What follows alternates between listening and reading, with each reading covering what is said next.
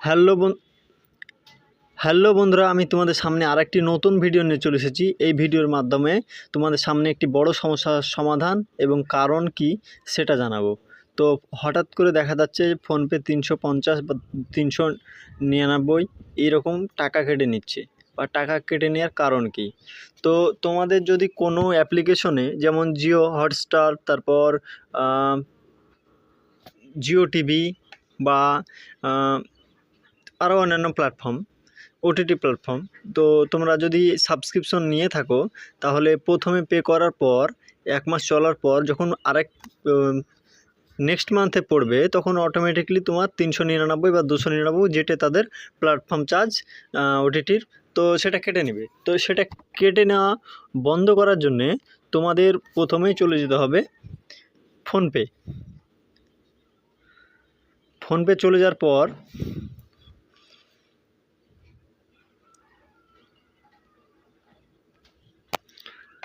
যাওয়ার পর এই যে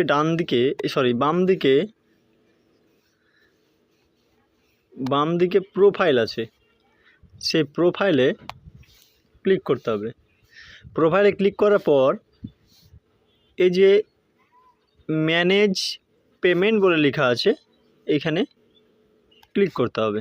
ক্লিক করার পর একটু নিচে চলে আসলেই দেখতে পাবে ডান দিকে অটো পে বলে একটি অপশান চালু আছে। তো এটা কেন দেয়? অটোপেতে তোমরা ক্লিক করলে এটা দেখতে পাবে যে তোমাদের কোন কোন প্ল্যাটফর্মে সাবস্ক্রিপশন নেওয়া আছে। তো আমি চলে যাচ্ছি অটোপে চলে যাওয়ার পর দেখো এখানে এরকম দুটো অ্যাপ্লিকেশন আছে। তো এই অ্যাপ্লিকেশনটি আমাদের ডিলিট করে দিতে হবে। ডিলিট করে দিলে টাকা কাটা বন্ধ হয়ে যাবে। তো আমি এটি ডিলিট করার জন্যে আমি এটাতে ক্লিক করব।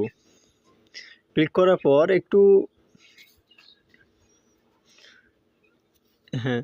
তো এই যে সেটিংস লেখা আছে এখানে, অ্যামাউন্ট, এটা অটোপে লেখা আছে যে অটোপে সেটিংস।